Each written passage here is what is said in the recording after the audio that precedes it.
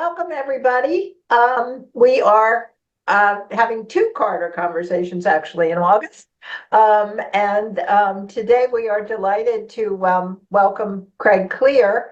As most of you know, Carter Conversations is sponsored by Hyattsville Aging in Place, Helping Hands of University Park, Neighbors Helping Neighbors, and Explorations on Aging in College Park.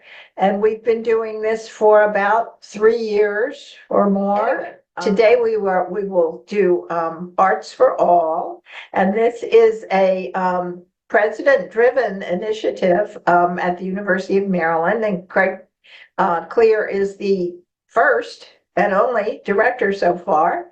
The idea, as he will tell you, is to try to, as you know, the university's gone very in much the direction of STEM and engineering and all of that. And we don't want the world to lose, I'm with you, Mady. We don't want the world to lose sight of the arts and how important the cultural aspects of it all are. So anyway, Craig's gonna talk about that.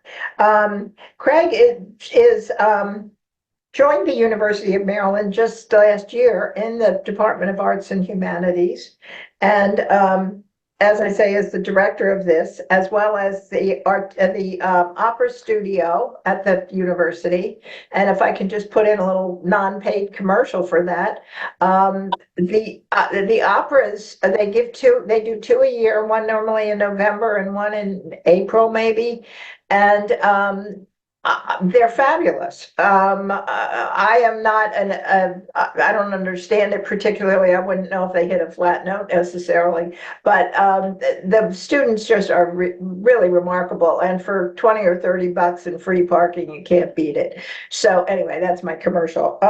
Additionally, he is the music director at the Annapolis Opera. So I don't know how you have time to eat or sleep, Craig, but and then the interesting thing that he is doing is he's doing research in relationship to virtual reality and how I'm going to have to read this because I'm going to foul it up. But it's such a different direction that his research is related to the use of virtual reality and representations of artistic performances to reduce hospital patients' needs for drugs to control pain and anxiety. And he has been published in the journal Pain. And I think that's just fabulous. I mean, there are so many aspects to music and all of that. Anyway, I'm rambling. So I'm delighted to welcome you, Craig, and thank you very much for joining us, everybody. And we'll get started whenever you're ready, Craig.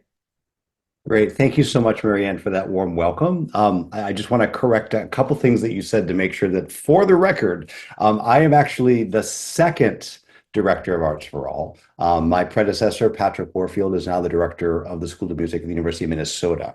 So though I started this position 1 year ago, I've actually been a member of the School of Music faculty since 2014. So I'm very much a Terp, and it's really great to have a chance to speak to all of you. I'm going to share my screen to make sure that you guys can see some of the slides that I talk about here. And I think we've properly tested all this so that it was going to go off without a hitch, but we'll make sure that's the case here.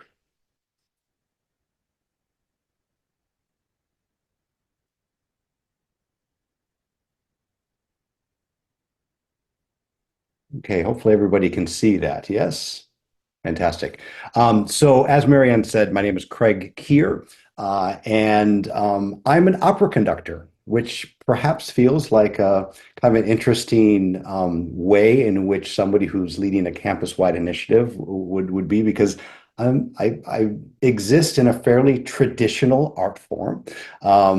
I went to school. I received my master's degree in vocal accompanying a very long time ago. I have short hair for a reason, at the University of Cincinnati College Conservatory of Music, and spent about 20 years of my career working with all the major opera houses in the country. We lived in Houston for many years, where I worked for Houston Grand Opera. I would spend my summers in Santa Fe working for Santa Fe Opera. I've since conducted at San Francisco Opera, Wolf Trap Opera, Glimmerglass Festival, and many places. And this past summer, I was in Prague conducting. So I'm an opera conductor. I'm a musician at my heart. I am a pianist by training. And I believe deeply in the power of music and all of the arts and all the ways in which we can imagine the arts can literally transform people's lives. So Arts for All was announced as one of 5 bold actions made by President Darrell Pines during his investiture in April of 2021. Now that it's starting its 4th year, I can tell you that it was born from an expansive group of faculty and campus administrators who came together to capture the role that the arts played at the University of Maryland at that time and envision how the arts could be integrated more fully into our entire campus community. When President Pines made the announcement of Arts for All, our campus community and also our peer institutions really took note.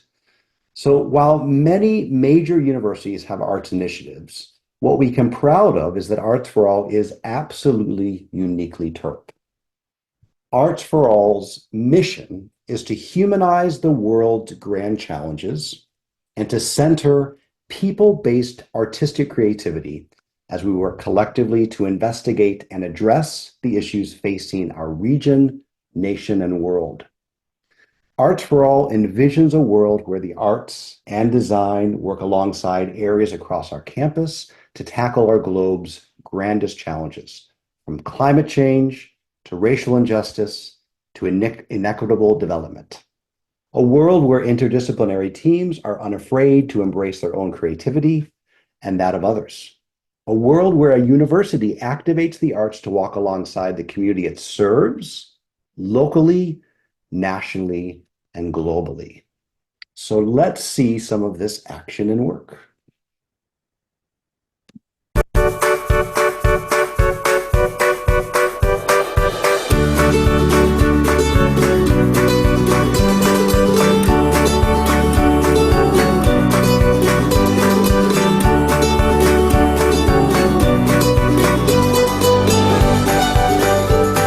Creative thinking is one of the most fundamental parts of every person's profession that is needed in order for them to be successful.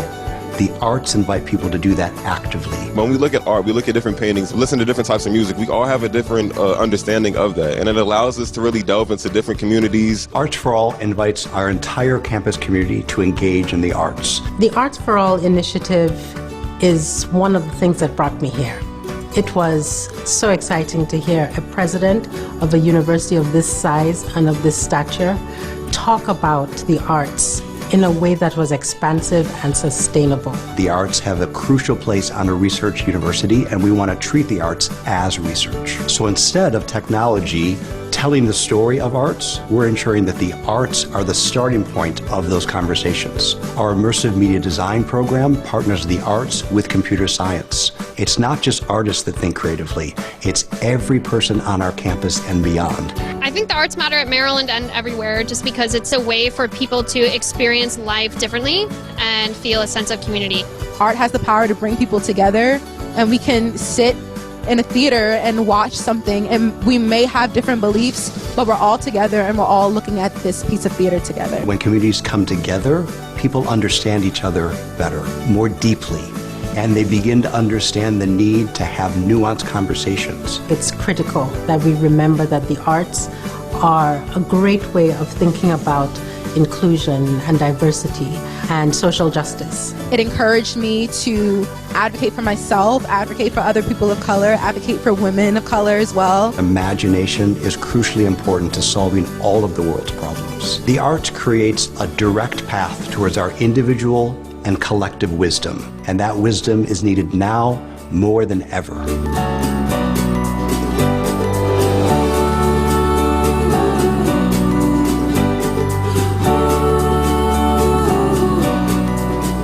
Art can open hearts. Art can expand our minds to possibilities we didn't even know existed. Art can help us heal. Art can create representation for people who aren't feeling like they're seen. Art can enhance the way you perceive reality. Art can bring people together. Art can move you. Art can relieve stress. Art can assist in expanding our cultures. Art can allow us to be the change we wish to see in the world.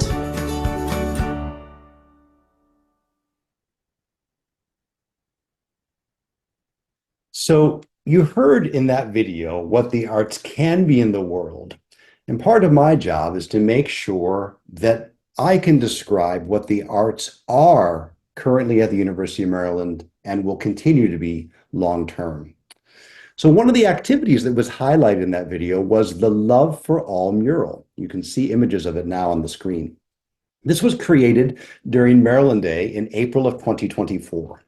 And during this activity, over 1,000 community members came together to create a mural alongside LGBTQ plus artist Lisa Marie Thelhammer. The community building power of the arts was not just symbolic here, it was tangible.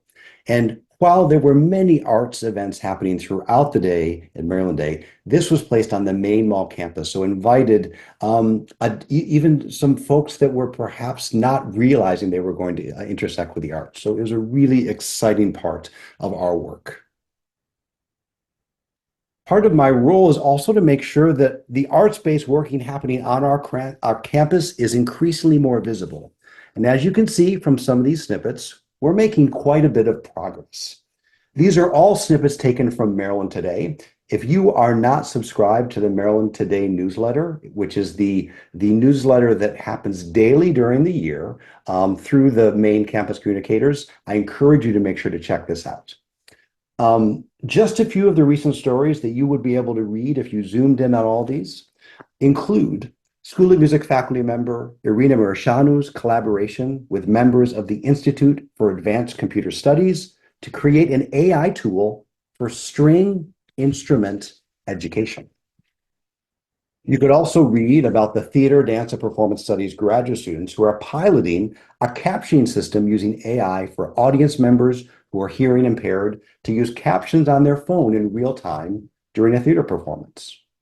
Or you could read about Cy Keener, who's a member of the Department of Art faculty.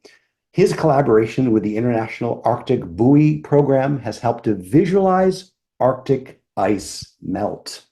So I could go on and on and on because the flurry of arts-based activity on campus at the University of Maryland and into our community is truly dizzying in the most amazing and sustained way. Arts for All has also embarked upon new partnerships that include the expansion of the Sadat Prize for Arts, which now includes visual art, poetry, and music. In collaboration with the Anwar Sadat Chair for Justice and Peace, the winners this past year included a chamber music piece that critiques apartheid-era oppression, a poem exploring self-censorship within the LGBTQ plus community, and a paper etching made from shredded anti-transgender legislation. You can find more information about all of these, including images of the winning artwork and recordings of the winning musicians, on our website. We've also collaborated with the Do Good Institute with one-to-one financial support to fund $70,000 in successful recipients of arts-based projects in the inaugural Do Good Campus Fund. This support, in the form of financial, structural, and content expertise, helps ensure the success of these extraordinary projects.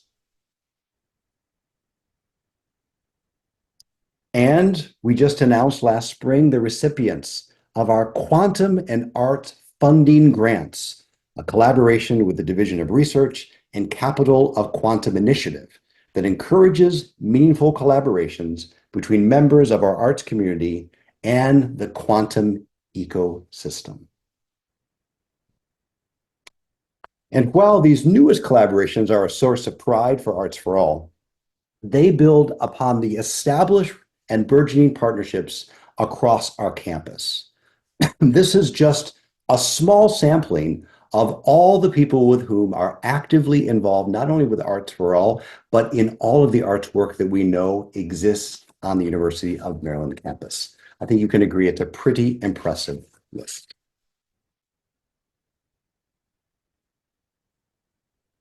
Last year, there were two very important events that Arts for All hosted.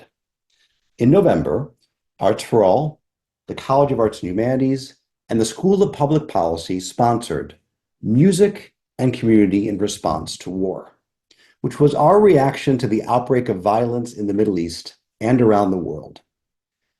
In this, we aim to provide space for reflection, mourning, and a way to support each other in community. The event featured performances by faculty and students and a virtual presentation by the Jerusalem Youth Chorus, an Israeli-Palestinian music and dialogue project. Then in May, we welcomed members of the Jerusalem Youth Chorus to our campus for The Power of Music, a Community Conversation. We spent our time together with music as a starting point for a conversation that explored how different cultures and identities approached these complicated times. And we focused on the current events in the Middle East in substantial and meaningful ways. Recordings of both of these powerful performances and conversations can also be viewed on the Arts for All website. These two events, perhaps more than any other last year in which I took part, revealed the power and the importance of the arts, which have long served as a point of connection. As an artist myself, I understand that at our core, artists are creators. We build beauty no matter the circumstance, and we shine light where there is darkness. We recognize that what we create will mean something entirely unique and different to each individual. And as artists, we know the vital role the arts play in all of our lives. The arts quite literally illuminate our connection and guide us forward from where we each started. I'd like to take an opportunity to share with you a portion of the presentation I made to the Board of Trustees, the foundation, the University of Maryland Foundation in May, that features a performance of Jason Max Ferdinand, who is our Director of Choral Activities in the School of Music at the University of Maryland, features the chamber singers.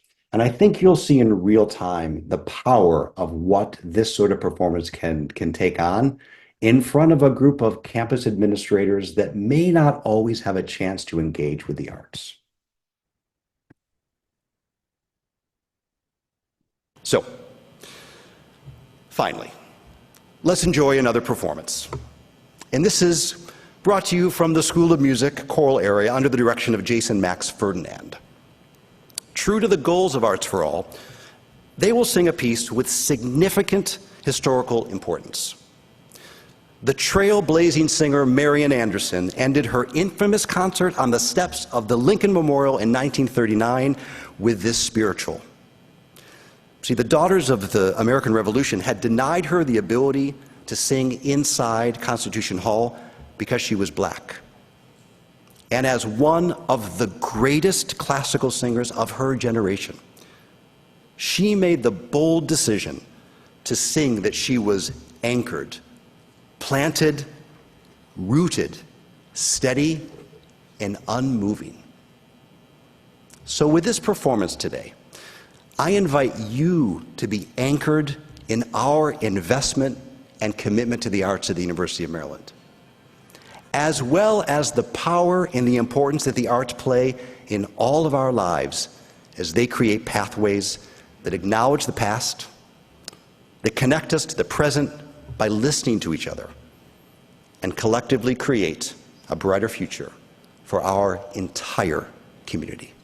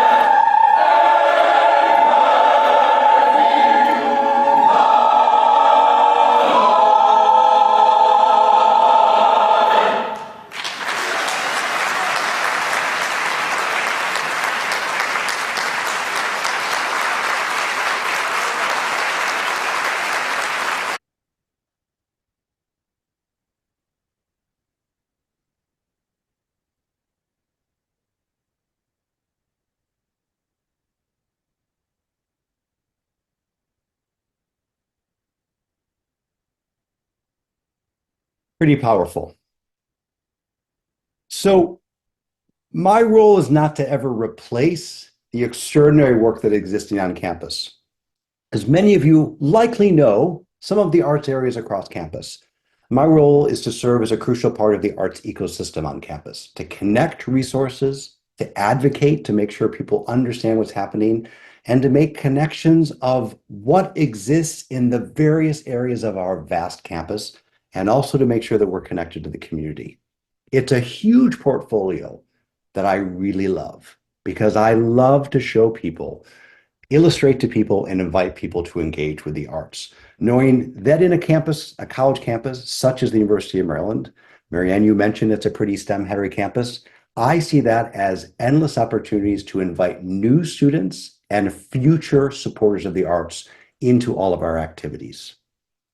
So I would be remiss if I didn't acknowledge some of the important partners that we have across campus.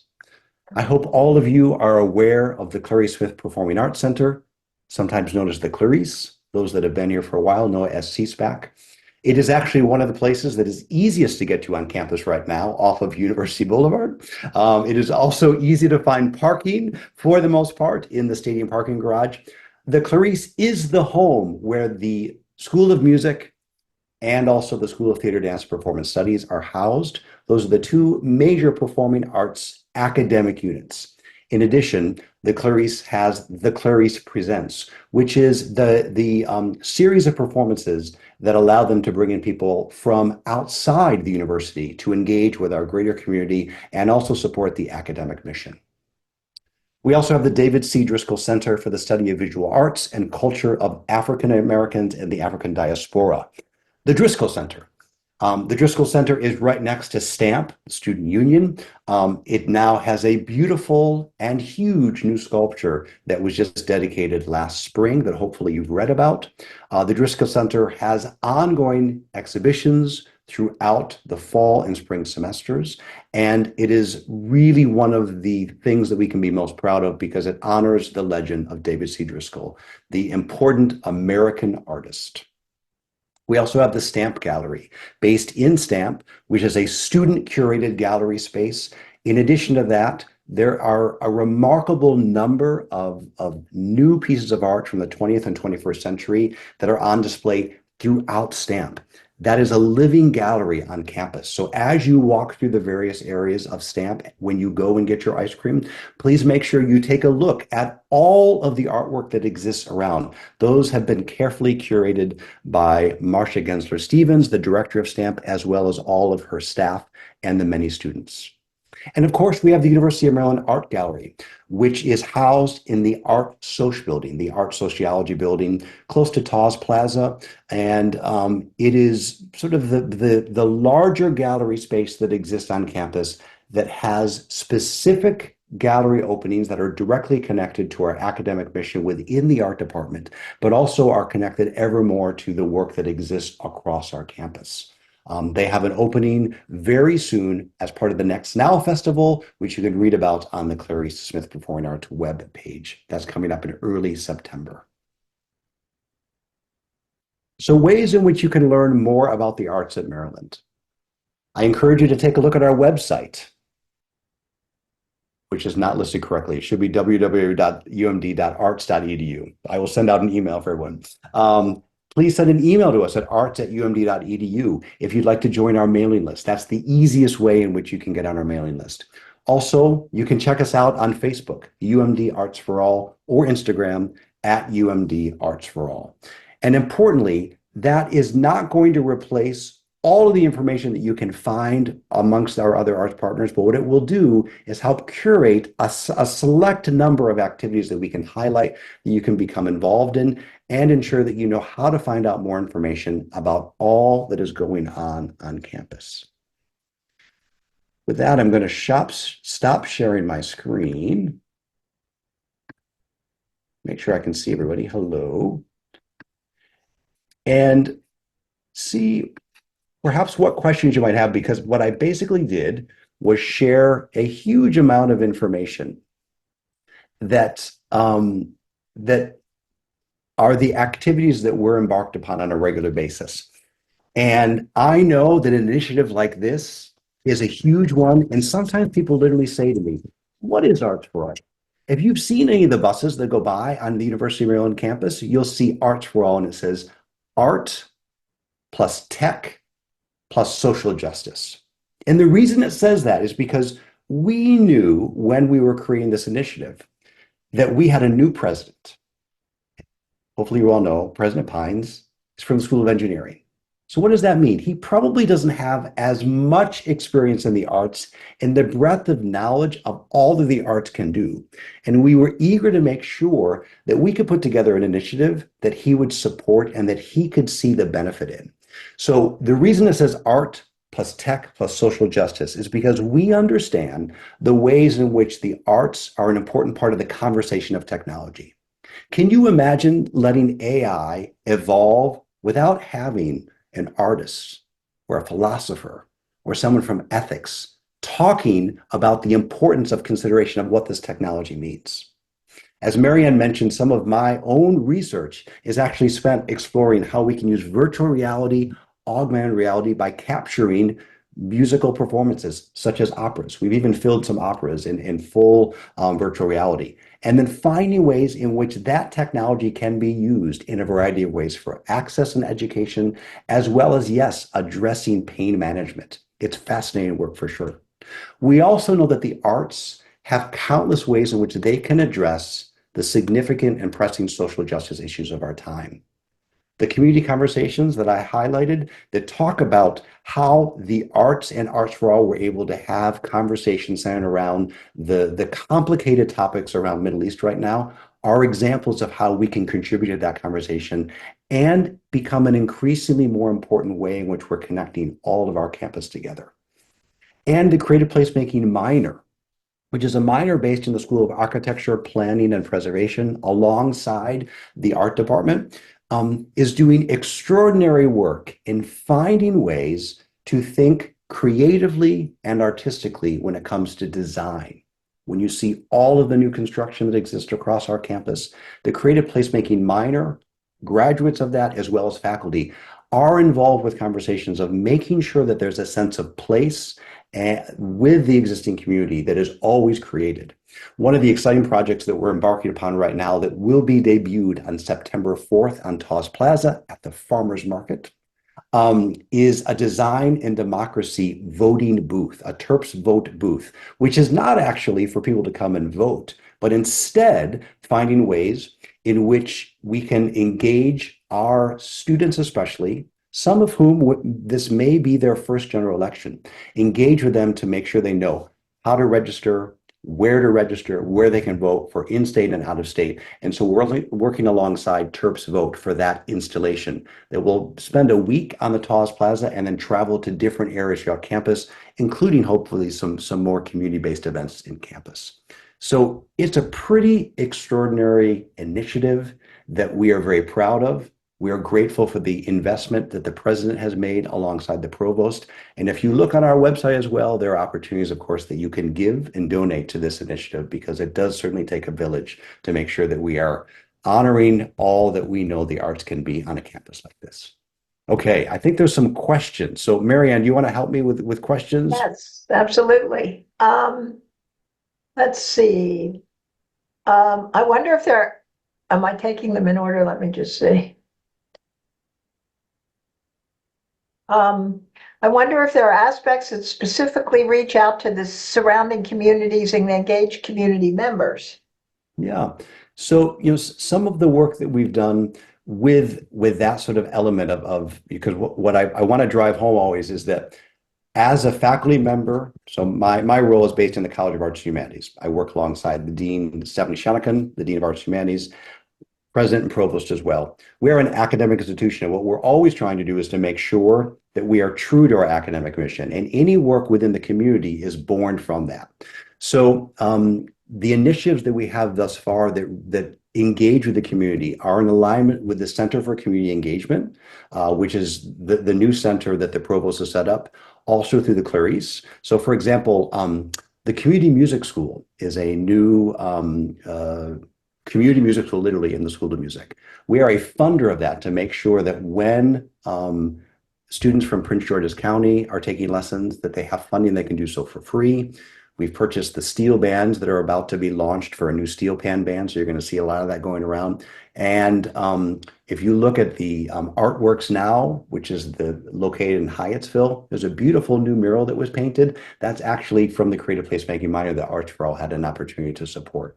So we are, in fact, in the community, but we're doing so always through the existing academic programs that exist, because we want this to be sustainable, and we recognize that if we get away from our academic mission, then we will start to have perhaps more of a nonprofit setting, and so that would be problematic from my standpoint, obviously. We're also engaging with conversations of how it is that we can create some artwork in different areas of our community based on our students and alumni. Those are ongoing conversations, but I'm hoping that you'll see some more progress from that. I hope that answers that question. Craig, I just wanted to add to that, and others may do it, but the National Orchestral Institute over the summer, in the month of June, the students that come here to work there also give master classes at local elementary schools. They involve Northwestern High School in particular. So there are lots of outreach things, and I must compliment, from a College Park perspective, the generosity of the Clarice, because they have extended not only transportation but free tickets for some of our people that would normally not be able to come to go to performances at the Clarice, namely the Baltimore Symphony, which would sell out.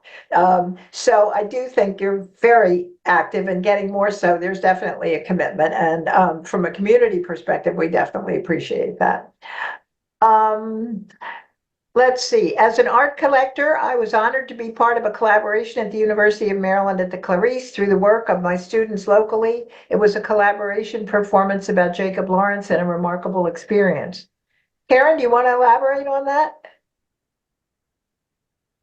Sure, I'm happy to. And I'm an arts educator, not a collector. It certainly does say that. Well, maybe you should start collecting as well. Oh, I'm sorry. I don't have my glasses on. No, I obviously don't have mine on either. Oh, no, it says as an art educator. Yeah. Yes, I teach for the Smithsonian's American Indian Museum and for Howard University's African Studies Department. I also teach for the Kennedy Center and several other organizations, and I specialize in social justice and sustainability, and teach ages 3 on up to educators. I do a lot of early childhood work, and I was teaching at Mount Rainier Elementary on a migration program one summer, and found out that Jacob Lawrence was being honored at the Clarice with a multi-layered performance. And we were invited to bring the students' work on migration to the Clarice and show it in the lobby that evening. And they projected the imagery onto the walls. It was amazing. I've never had such support from a university system, and so beautifully executed. So it was great. And I would love to be in touch and look into other possibilities of collaboration, because I am part of the arts district here. Wonderful. Thanks, Karen. I just wrote your name down, so I will look forward to hearing from you and connecting. Yeah, thank you. Thanks for all of your work as an arts educator, which no doubt also means that you end up collecting a lot of art, though perhaps not of the kind that you see in the galleries. I'm sure. Thank you. Great program. There's also a question that does Arts for All engage with the Jim Henson VPA program at Northwestern High School? Sorry, the question again is? Does the program engage with Jim Henson, the VPA program at Northwestern High School, or other Prince George's High and Middle School special arts specialty programs? So Arts for All does not directly engage with the Northwestern High School, but there are many parts of the Clarice many parts of the School of Music that do intersect with the major Prince George's County schools because of the community music school and because of some of the other activities that exist already. But I'm happy to make sure to look into the Jim Henson VPA program. There will be soon an exciting announcement from our dean about the fall lecture series, the dean's lecture series that you'll be able to find out online that will be wonderfully connected to Jim Henson's legacy across our campus. So stay tuned for that. The other thing that you may notice when you come onto campus is, yes, there's a lot of construction. Yes, there is.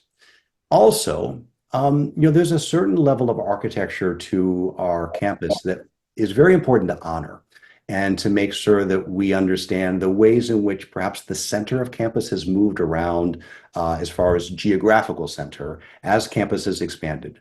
And I think we can all acknowledge that many of the new buildings are often in a certain area, perhaps not art-centric, but perhaps some of those other more STEM-oriented. That's a reality that many campuses of our size have. But one of the things that we're working upon actively is making sure that we are more proactively finding ways to engage the visual arts in a more public way. I sit on the Public Art Committee that is a presidential appointment committee, and the provost has also appointed a working group for a number of faculty, staff, and also student voices to come together to look really carefully at what does it mean to have public art on our campus. And the reason it's so important that we have a considerate conversation is art can function in so many different ways. We know that art can be expressive. Artistic freedom can quickly become something that perhaps goes into a number of different topics that can be divisive. And especially right now, we understand that that can be both wonderful, but also not great if we don't put the right context and a number of guidelines into place. So we're right now in the midst of finishing up our work to make sure that as we seek to engage more public art on our campus that also honors the beautiful architecture that exists, that we find ways that we can make sure that the main tenets of our strategic plan, if you've not taken a look at the strategic plan on the Provost website, please do. It's a remarkable strategic plan that includes engaging our community with our work and the greater public good of what our public university needs to do. There will be much more public art, I think, that we're going to see long-term across Maryland's campus because we're really thinking carefully about how to do so in a mindful way that brings our community together. When you think of the huge and wonderful sense of diversity that exists not only in our county, but also on our campus, we want to make sure we're being very thoughtful in how we put visual arts and how the arts function as a place of gathering rather than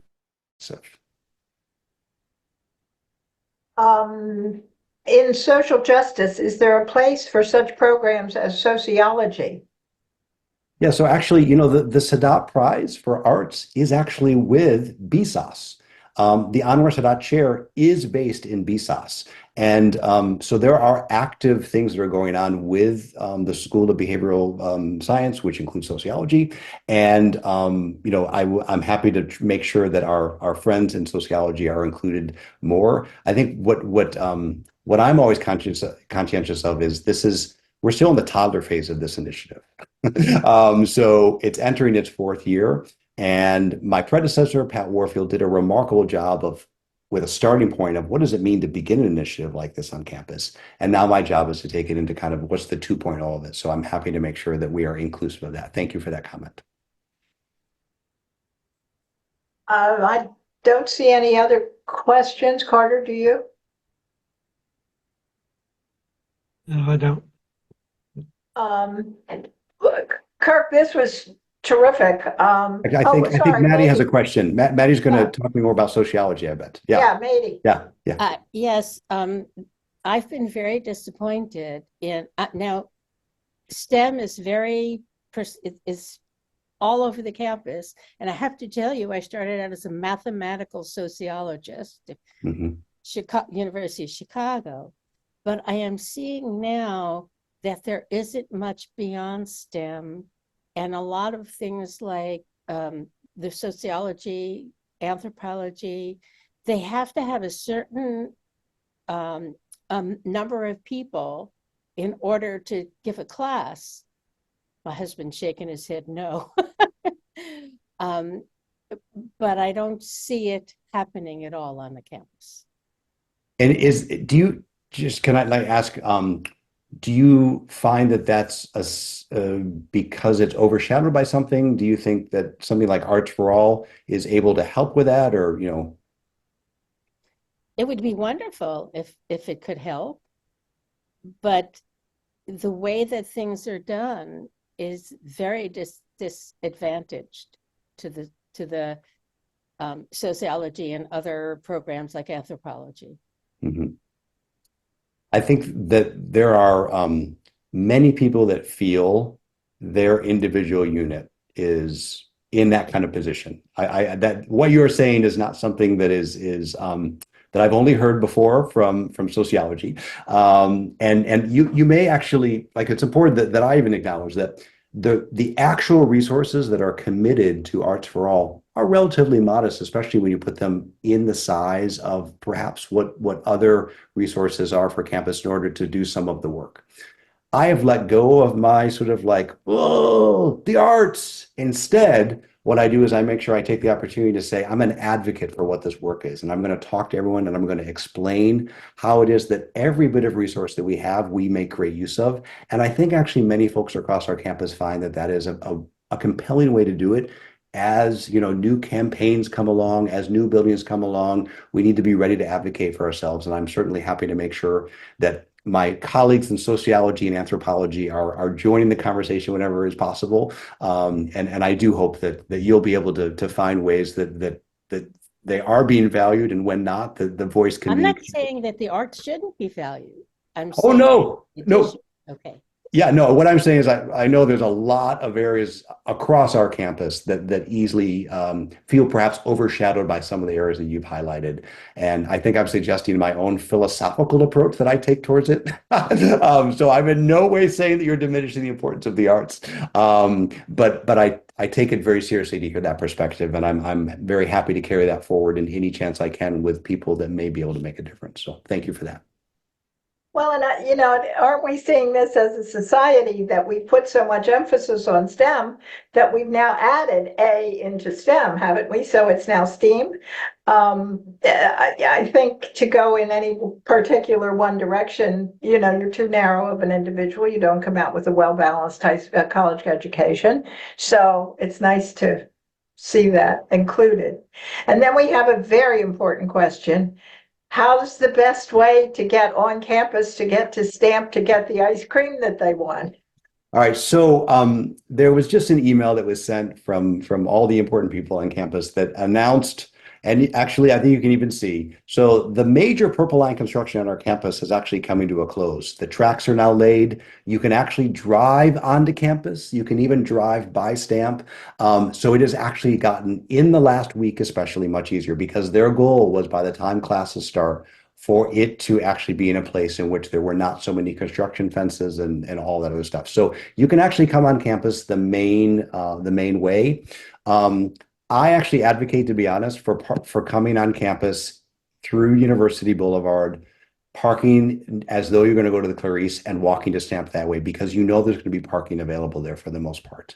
I will give you my own pro tip, and that is I would not come on campus for the next week because classes start on Monday. I myself may want to find a way to avoid campus, but I will be there just because it will be quite busy coming up. But you can actually now come onto campus through the main entrance, and you can get on there. The construction is actually dwindling down significantly because that was their goal. They actually had a new contractor they're able to work with through the state of Maryland, and I think they're very proud of having much less construction that is actually, you know, in the way. Yes, you can in fact take a campus, can civilians take campus shuttle buses? That is a great question. I actually don't know, because I know that usually it's associated with people who are directly associated with the University of Maryland. If you're a College Park resident, you can ride the buses wherever they go. If Marian says so, I believe her. I've not I've not done much other than to go to football games that way, but many times they don't check your ID or anything. So I think there's some formal registration that you do, but the drivers are very generous. You just sort of say hi and get on, and it's figuring out the routes that are a little difficult, but there's an app for that. So There's an app for that. There's an app for everything. Yeah. So and also the major metro buses come on there as well. So there's a way to get your free ice cream. What you need to just do is make sure you plan a lot of time, and hopefully you can go check out some of the other gallery spaces and the Clarice while you're there. So make it an actual trip by all means for sure. So Karen, you have your hand up? Yes, thank you. Let me lower it. Just a couple of quick things. I wanted to tell everyone about TAMA. It's the Teaching Artist of the Mid-Atlantic. And we are a group of teaching artists in Maryland and in surrounding states. It's a very active organization with a wonderful website. And we do all kinds of work in the community and around the world. And a lot of the crucial staff they're all volunteers, and a lot of them are right within a couple of miles of College Park and the campus and have been involved with the campus. And I put the website in the chat. And then if anyone has watched a little bit of interesting television in the last week in the evenings, I'm being cagey. There's been the word joy brought up a number of times. And if everyone is looking for ice cream, I think about the word joy with it. And perhaps a public art initiative could be creating all kinds of ice cream cones in sculpture form all over the campus to lead people to this miraculous ice cream. So I'm just planting a seed or planting a cone of an idea. And I think it would be really fun to work on. My last note, and this is perhaps not the forum for it, but as a teaching artist and arts educator for 30-something years, I cannot understand what happened to the letter A in the word STEM. It used to be STEAM with the arts in it, and it somehow has been removed from the word STEM. We used to include the words, the arts, and it seems to have disappeared, and I can't understand why. So that's my 3 cents. You're not alone in wondering about STEM and STEAM, and there were some former administrators at Maryland that did say STEAM on a regular basis. And one of the things that I'm aware of as a School of Music faculty member is those words mean less if there's not action behind them. And one of the stances that I've kind of taken is that I am prouder to be part of Maryland because of an initiative like this that exists than worrying about if it's STEM or STEAM. Because what we're able to do is make sure that when students come to campus, they see in real time how the arts are valued, and whether or not it's STEM or STEAM, I worry a little bit less about. And I think that's kind of a nationwide trend. We see all sorts of narratives of, are the humanities being valued? If not, what do we need to do to kind of fight our way back in? And what we try to do on a regular basis at Maryland is actually show in real time, yes, the value that exists, but the way in which we're integrating our entire community across our campus into these activities. And some of the things that I highlighted to you as far as like some of the funding mechanisms, like bringing together scientists in the quantum area, physicists in the quantum area with artists, and having the division of research help fund that alongside Arts for All, is the way in which we're breaking down this idea that it's not just STEM, it is STEAM. And I spend a lot more time illustrating and finding ways to connect. For example, we have a course that's being taught by a School of Music faculty member alongside an engineer faculty member this fall that Arts for All has helped kind of get off the ground by purchasing some of the technology that's needed. And it's literally an instrument making class using 3D printers, using wood. And so there's a sense of science and or engineering essentially alongside music is coming together, and it's populated by students from both of those areas. Those sorts of things are what we're trying to affect and to create an ecosystem that we know fully integrates it to make it truly into STEAM. And I'm spending more time right now making sure that we're doing that work with the hope that if someone decides that STEAM is the way we want to call it, great. In the meanwhile, there's a lot of STEM students that actually are really interested in the arts. So that's what we're trying to do, is make sure they know how they can be involved in the arts. I hope that helps and maybe takes away some of the angst. That was beautifully addressed. And I will quote Michelle Obama. And she said this week, do something, and you're doing something. So my politics are not very well hidden, but anyway. Okay. I think many of us may have actually seen that particular speech. So it's all good. Thank you all. Wonderful. Thanks, Karen. Also, just let me add that STEAM is a great introductory word when you play Wordle, because you get all the vowels, and ST are in very common. So it will keep it in the forefront of your minds. Lisa did correct me. You actually do need bus registration to ride the Maryland buses. And I'm not sure how you do that. I'll probably just go on the website and see. I think they just want to know that you're a College Park resident.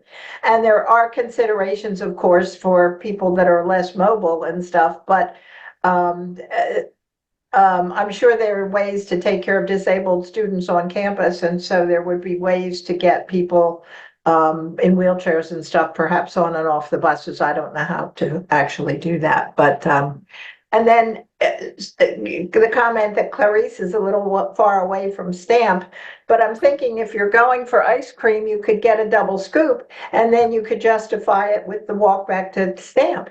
I mean to Clarice. Just cut through by the Jones Hill house, and then it's not quite as far. Don't just cut across the grass. And the other thing is just I have to throw out that I'm not the one who handed out the ice cream tickets here. So I'm gonna have to find my colleague who did this and let them know that they owe a long map. So. They really do. Differently, Sandra? I don't understand that. Differently abled. Oh, differently abled instead of disabled. Oh, I'm Yes. sorry. That's wonderful. Sorry about that. My computer is dying and not all the keys work. No, but that's terrific. I was not aware of that. And it's a good time to know that, especially with the Paralympics coming up. That's incredible what those people can do. It's just terrific. Any more questions? I'm going to free you all up to go for ice cream. And do it now because the kids will be on campus on Monday. And Craig, this was fabulous. Really so interesting. Such an important message. And as a very long-term resident of College Park, the town and gown connections have just been wonderful. Through Dr. Lowe and Dr. Pines, I think the fact that you involve us and we can get more involved as with the students. I think the whole intergenerational thing is fabulous, and the arts are certainly an essential part of our lives. People go to look at cave dwellings and look at art.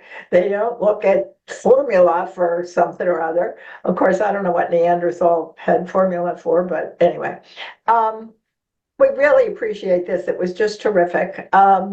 And we will, just a reminder to everybody, no more ice cream talk because we will be into September and we will be into libraries. So watch for, we'll be sending that promotional information out probably in a week or so.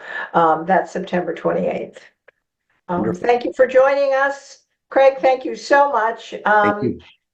Go online. The Clarice schedule is out for the new year, so you can buy your tickets online and go to everything: theater, dance, music, certainly the opera. Certainly the opera. Absolutely. Thanks, everybody. Absolutely. Enjoy the rest of your weekend. Thank you.